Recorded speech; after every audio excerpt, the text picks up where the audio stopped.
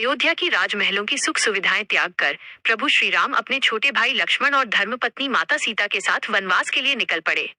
राजवस्त्रों के स्थान पर वल्कल धारण किए, चरणों में खड़ाऊं और हृदय में धर्म का दीप जलाए वे घने वनों की ओर बढ़ चले।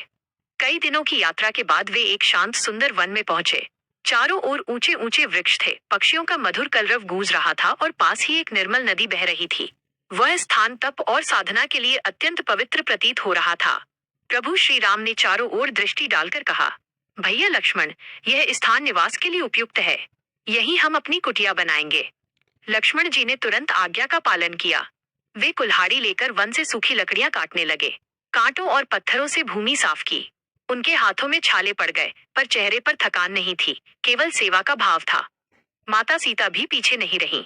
वे जंगल से पत्ते, लताएं और कोमल घास चुनकर लाईं। कभी वे लक्ष्मण के लिए जल लाती, तो कभी प्रभु श्री राम के लिए फल। उनके मुख पर वनवास का दुख नहीं, बल्कि पति सेवा का आनंद झलक रहा था। श्री राम स्वयं भी लक्ष्मण के साथ मिलकर लकड़ियां जमाने लगे। वे तीनों मिलकर मिट्टी से दीवारें बनाते, पत्तों से छत ढकते। कुछ ही समय में उस निर्जन वन में एक छोटी सी सुंदर कुटिया खड़ी हो गई। कुटिया पूरी होने पर माता सीता ने उसे गोबर और मिट्टी से लीप कर पवित्र किया।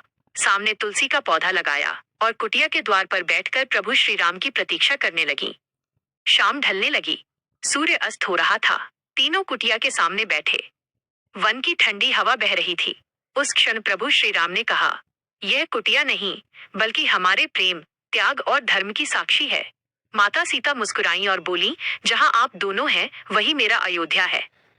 लक्ष्मण जी ने श्रद्धा से सिर झुकाकर कहा, भैया, आपका वनवास मेरे लिए सेवा का अवसर है। उस छोटी सी कुटिया में कोई वैभव नहीं था, पर वहां प्रेम था, मर्यादा थी और धर्म की सुगंध थी। वही कुटिया आने वाले युगों के लिए यह संदेश दे गई कि सच्चा सुख महलों में नहीं, बल्कि साथ, सेवा और विश्वास में होता है। क्या आप चाहें